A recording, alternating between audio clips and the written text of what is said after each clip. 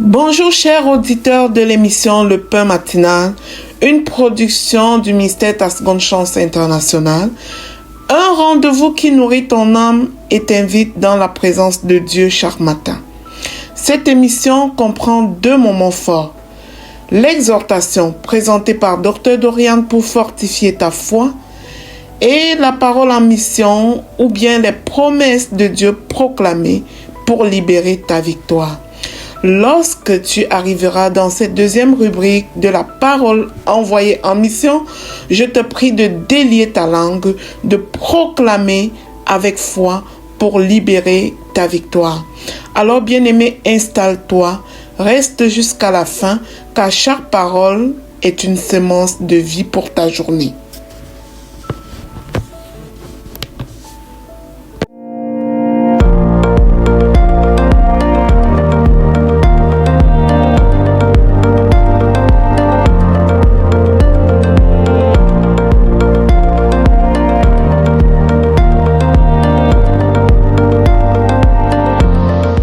Bonjour chers serviteurs audacieux, bienvenue dans la rubrique exhortation de notre émission Le Pain Matinal. Je suis Dr Dorian. Alors aujourd'hui nous allons parler de cette thématique, l'appel à l'évangélisation. Nous avons commencé depuis quelques jours à parler de l'évangile de Jean. Nous avons commencé par le chapitre 1 et dans l'évangile de Jean, nous avons vu qu'au commencement était la parole. La parole c'est Jésus et cette parole est lumière, c'est la véritable lumière qui est venue dans le monde, qui auparavant était plongé dans les ténèbres à cause de la désobéissance d'Adam et Ève. Maintenant, cette lumière vient pour éclairer le monde, pour apporter le salut, la rédemption dans le monde. Et hier, nous avons fait la prière du salut, un appel à recevoir Jésus comme Seigneur et Sauveur. Et nous avons vu que c'était le prix à payer pour pouvoir être réconcilié avec Dieu, pour pouvoir recevoir cette lumière-là en fait que Jésus est venu apporter dans nos vies. Maintenant, aujourd'hui, on va parler de l'appel à l'évangélisation. Quand tu as reçu le Seigneur Jésus, ce n'est pas le moment de t'asseoir et de croiser tes mains. Tu dois pouvoir aussi évangéliser, parler de Jésus autour de toi. Nous allons continuer avec notre texte de Jean chapitre 1. C'est un texte qui a beaucoup d'enseignements. Regardons à partir de Jean 1, à partir du verset 32, où il est écrit: Jean rendit ce témoignage. J'ai vu l'Esprit descendre du ciel comme une colombe et s'arrêter sur lui. Je ne le connaissais pas, mais celui qui m'a envoyé baptiser d'eau, celui-là m'a dit: celui sur qui tu verras l'Esprit descendre et s'arrêter, c'est celui qui baptise du Saint-Esprit. Et j'ai vu et j'ai rendu témoignage qu'il est le Fils de Dieu. Le lendemain, Jean était encore là avec deux de ses disciples. Et ayant regardé Jésus qui passait, il dit: voilà l'agneau de Dieu. Voyez un peu bien aimé, ça c'est l'évangélisation. Évangéliser signifie apporter la bonne nouvelle.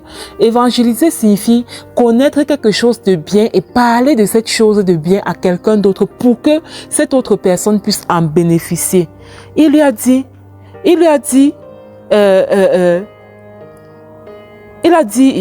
c'est Jean-Baptiste qui commence par évangéliser, d'accord, en disant à ses deux disciples: voilà l'agneau de Dieu. Voilà l'agneau de Dieu. Et les deux disciples, parce que dans l'Ancien Testament, comme vous le savez, il était annoncé que voilà, il y aura cet agneau de Dieu là qui va être sacrifié pour le salut de l'humanité.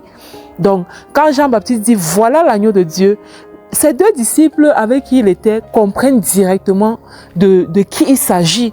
Et par la foi, ils se lèvent et suivent Jésus. Et parmi ces deux disciples-là, on va continuer à lire à partir du verset 37. Les deux disciples l'entendirent prononcer ces paroles et ils suivirent Jésus. Je voudrais attirer ton attention sur entendu.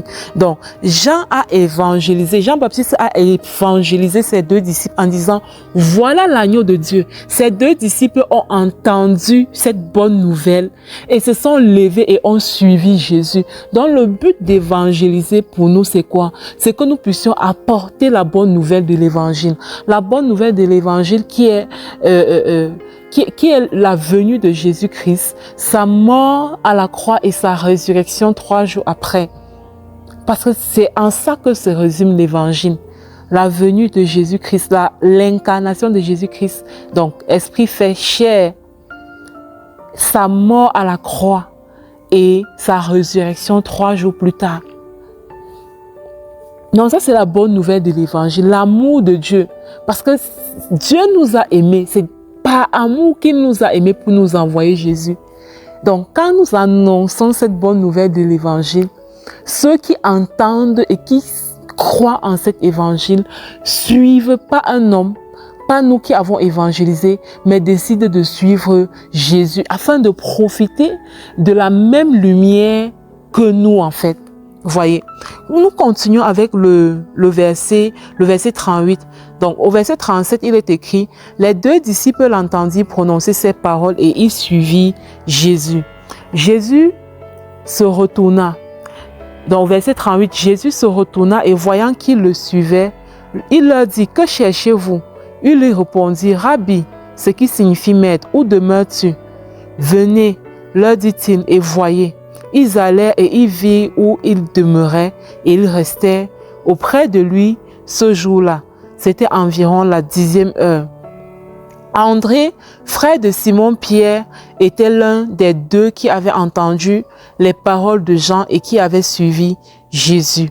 Ce fut lui qui rencontra le premier son frère Simon et il lui dit, « Nous avons trouvé le Messie, entre parenthèses, ce qui signifie Christ. » Regardez que parmi les 2 disciples de Jésus qui se sont levés, les 2 disciples de Jean-Baptiste qui sont levés pour suivre Jésus, quand Jean-Baptiste leur a dit, voilà l'agneau de Dieu. Parmi ces 2 disciples, il y avait André. André, c'est le petit frère de Simon-Pierre. Et c'est lui qui va aller dire à son frère. Donc, il a été évangélisé, il a suivi Jésus et à son tour, il va aller évangéliser son grand frère en lui disant, nous avons trouvé le Messie. Et là, je voudrais ouvrir la brèche sur quelque chose, sur le fait que tu ne dois pas te simplifier. Regarde que lui, André, il allait parler de Jésus à son frère. Et son frère qui est venu suivre aussi Jésus, regardez ce que Jésus a fait avec son frère. Il lui a dit, tu es Pierre, et sur cette pierre, je vais bâtir mon église. Alors qu'il s'appelait Simon, maintenant il a dit, il va s'appeler Pierre, Céphas. Et regardons, on ne parle même pas beaucoup d'André dans la Bible, mais regardez comment on parle de Simon-Pierre. Mais Simon-Pierre fait partie de l'histoire parce que André, un jour, s'est tenu pour parler de Jésus. Je voudrais nous encourager à parler de Jésus, nous encourager à parler de la bonne nouvelle, à transmettre la bonne nouvelle de l'évangile autour de nous. J'avoue que ce n'est pas facile. Même pour moi, je demande, il y a une prière que je fais aujourd'hui où je dis à Dieu, apprends-moi à parler de toi. Apprends-moi, apprends-moi à évangéliser, apprends-moi à transmettre la bonne nouvelle. Apprends-moi à voir quelqu'un comme ça, à rencontrer quelqu'un comme ça que je ne connais pas et à avoir la facilité à lui parler de Jésus. Regardons aussi le cas de la Samaritaine. Regardons le cas de la Samaritaine dans la Bible qui, ayant écouté la bonne nouvelle par Jésus lui-même, elle s'est levée. Quand il lui a dit, si tu connaissais la personne qui te demande à boire, c'est toi qui me proposerais de l'eau à boire. Tu vois, quand elle a rencontré le Messie, elle-même, elle allait évangéliser tout son village. Et après, ces derniers sont venus et lui ont dit, nous, désormais, nous croyons, mais nous ne croyons plus parce que toi, tu nous as parlé. Nous croyons parce que nous-mêmes, nous avons touché du doigt le Messie. Regardez même encore. Après, je vous invite à lire l'évangile de Jean 1, d'accord? Quand on fait l'exhortation sur un chapitre de la Bible comme ça, il faut lire. Ça te permet de manger ce chapitre-là, de le consommer, de l'imprégner en toi et ça rend l'exhortation plus fluide. Tu comprends un peu mieux l'exhortation en fait. Donc regardez même la suite de Jean 1 là. quand ensuite Jésus a rencontré Philippe et il a dit à Philippe de le suivre. Philippe l'a suivi, d'accord. Ensuite, c'est Philippe maintenant qui est allé dire à Nathanaël que nous avons trouvé celui de qui Moïse a écrit dans la loi et dont les prophètes ont parlé, Jésus de Nazareth, fils de Joseph. Vous voyez, Jésus a rencontré Philippe, mais Philippe, lui, il est allé évangéliser Nathanaël, d'accord? Il est allé évangéliser Nathanaël. Et Nathanaël aussi, par la suite, il s'est mis à la suite de Jésus. Donc, ceci marque la fin de notre exhortation basée sur Jean chapitre 1. Nous bénissons le Seigneur pour tout ce que nous avons appris. Demain, nous allons commencer avec Jean chapitre 2. N'hésite pas à t'abonner si tu nous écoutes depuis YouTube. N'hésite pas aussi à télécharger l'application Le Pain Matinal sur Play Store. Je prie que le Seigneur te bénisse abondamment. Shalom, shalom.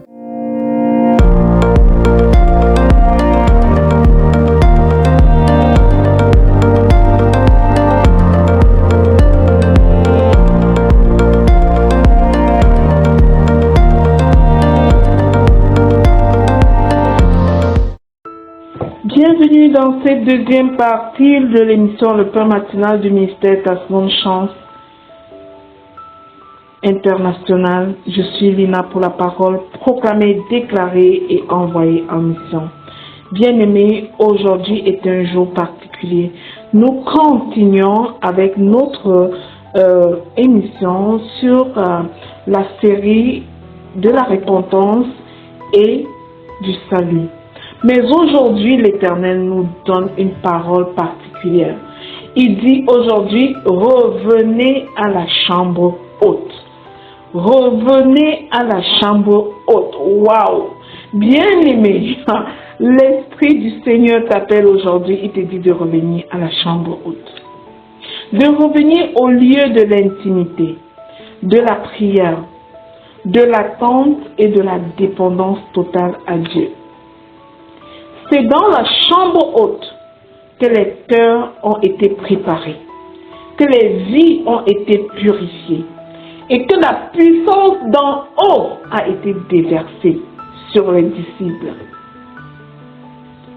Bien-aimé, fuis toute impureté, car elle affaiblit ta communion et étouffe la voix de Dieu, étouffe ta capacité à bénéficier de tout ce qui se passe à la chambre haute.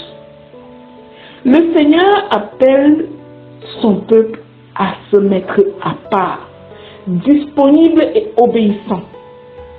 Je disais à une certaine époque aux gens, s'il fallait qu'on me donne un deuxième prénom, j'aimerais qu'on m'appelle obéissance.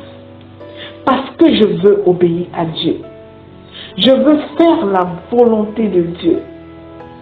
S'il y a un de mes sujets de prière qui me tient tellement à cœur, et je veux que cela soit ton partage, c'est de dire à Dieu, c'est de dire au Saint-Esprit, Saint-Esprit, ne me prive jamais de l'instruction de Dieu. Ne me prive jamais de la direction que Dieu demande. Parce que je veux obéir. Et je sais que sans instruction, sans direction, je peux tomber. Alors Saint-Esprit, j'ai besoin que tu me révèles toujours la direction, que tu me révèles toujours l'instruction. Que ceci soit ton partage, bien-aimé. C'est ma plus grande prière que je fais à Dieu. Alors, aujourd'hui, ne résiste pas à cet appel de l'Éternel qui te dit de revenir à la chambre haute. Laisse tout ce qui te souille, reviens dans sa présence et réponds pleinement à son appel. Là où il y a consécration, Dieu se manifeste avec puissance. Alors, bien-aimé, tu dois déclarer avec moi.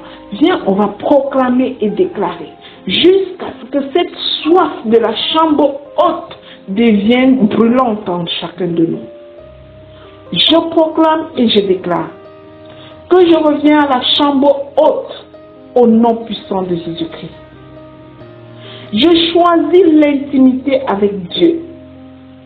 Par contre, conséquent, je fuis toute impureté. Je fuis tout compromis dans le puissant nom du Seigneur Jésus-Christ. Je proclame et je déclare que mon cœur est consacré entièrement au Seigneur Jésus. Je me tiens dans la prière et j'attends mon Dieu avec patience au nom de Jésus. Je déclare que je réponds pleinement à l'appel de Dieu sur ma vie au nom de Jésus.